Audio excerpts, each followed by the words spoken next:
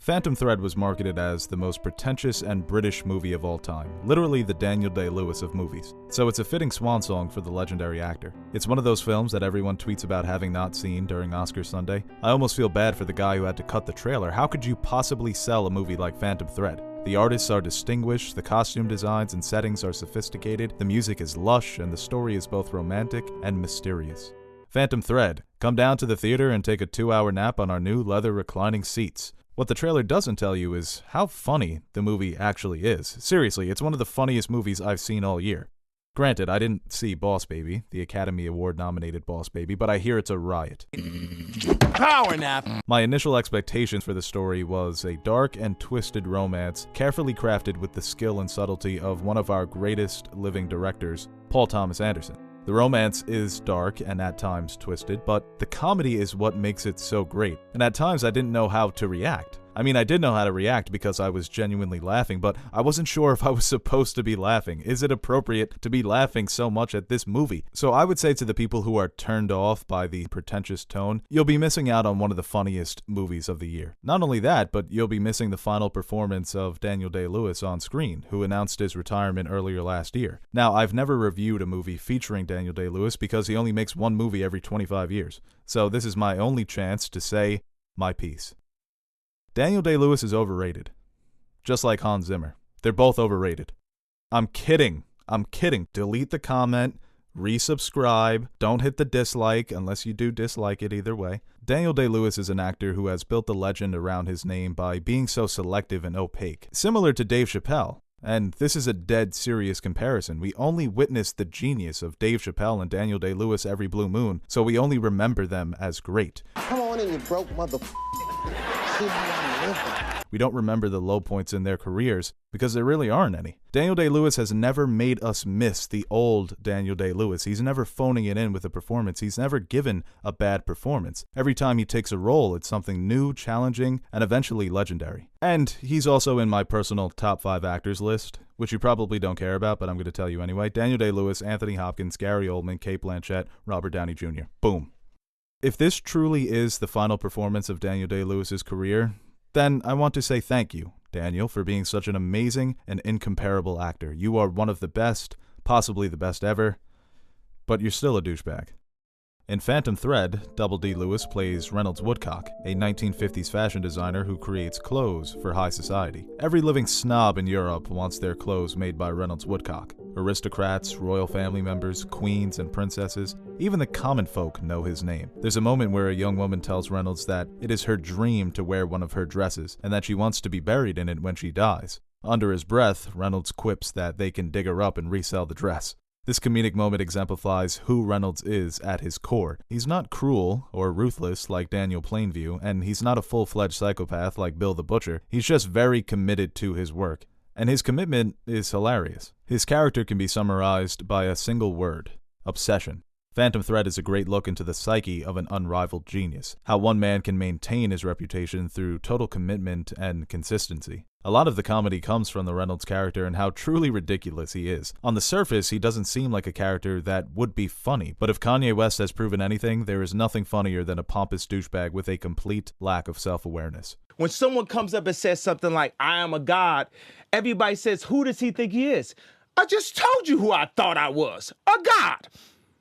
I just told you. His ridiculous personality has afforded Reynolds a fashion empire, but maintaining this empire isn't easy work. With the help of his sister Cyril, Reynolds has turned a boyhood passion into a full-time job. Leslie Manville, who was recently nominated for Best Supporting Actress, delivers a brilliant performance as Cyril Woodcock. It's even more impressive when you note that Daniel Day-Lewis tends to outshine every co-star in almost every movie he's in. Leslie Manville is the rare actor who can not only go toe-to-toe with the legend, but she actually upstages him in a couple of scenes.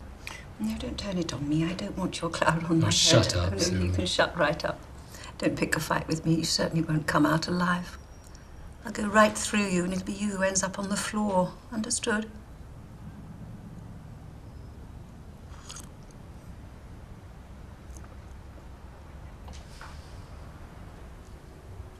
The character of Cyril quietly maneuvers throughout the house with a calm and intimidating confidence. She is cunning and calculative, but under the cold exterior is a woman who truly loves her brother. She doesn't share the intensity of her brother's ego, but she is every bit as intelligent. In many ways, Cyril is his anchor, and Reynolds' reliance on her support and assistance can be viewed as a way of him keeping the memory of their mother alive. For decades, the two siblings have adhered to a strict work schedule, and that schedule is never broken, until Alma arrives.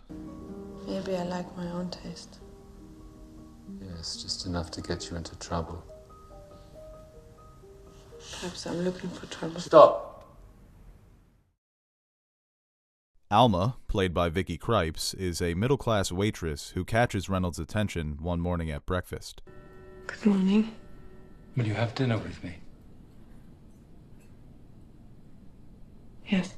His initial pursuit of Alma is due to her physical measurements. To Reynolds, Alma has the perfect figure, and she becomes his muse. He begins to create dresses specifically for her, and as their relationship becomes romantic, Alma begins to push Reynolds out of his comfort zone, and this is where most of the comedy lies. Alma's main characteristic is that she's normal. She would never find herself in high society without Reynolds. Although she grows to love and appreciate Reynolds and his genius, his ridiculous personality and work ethic begins to trouble her. Alma tells Reynolds that nothing in his life is normal or natural, which is true. Reynolds is set on his strict schedule, and Alma is here to just fuck that all up. She soon discovers the two extremes of his personality. When Reynolds is working, he is locked in. His concentration and commitment cannot be broken until he is finished. And after he finishes, he crashes. He becomes dependent on Alma's care and comfort, like a mother would care for a child who is sick. With Reynolds, it's either absolute control or complete helplessness. He can't exist within the two extremes of his personality. Despite this, Alma tries to forge a balance. Their journey towards equilibrium provides plenty of great dramatic moments throughout the film, and many laughs as well. Whether they're acting passive-aggressive or just normal aggressive, just aggressive in general, they're either fighting or they're working on the same team, and they make a great duo thanks to the chemistry between the two lead actors. Of course, Daniel Day-Lewis is amazing, and I love how restrained he is in this role. This character is built on an intense subtlety, but the personality of Reynolds isn't as loud as most of his recent characters, so he's allowed to show off that natural charisma and charm that made him such an incredible actor. Starring opposite of the acting legend, Vicky Krieps does a good job. I think their on-screen relationship kind of represents where these two actors are in their careers. On one hand, you have a legend who is already established, who's famous, who's known throughout the entire world, and you have an up-and-coming actor like Vicky Krieps who is really being shown the ropes by this legend, and she takes advantage of her opportunity to star in a movie with such prestigious talent.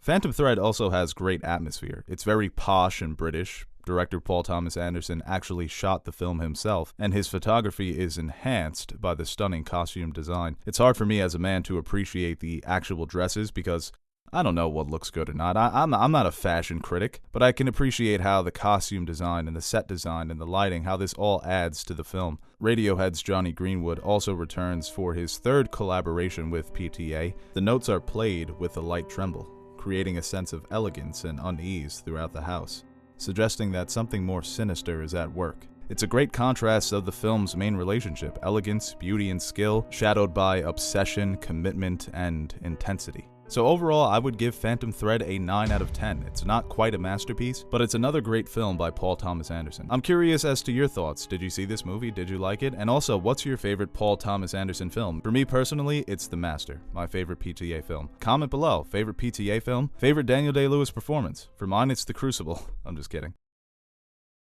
I'm standing up and I'm telling you I am Warhol. I am the #1 most impactful artist of our generation. I am Shakespeare in the flesh. Walt Disney,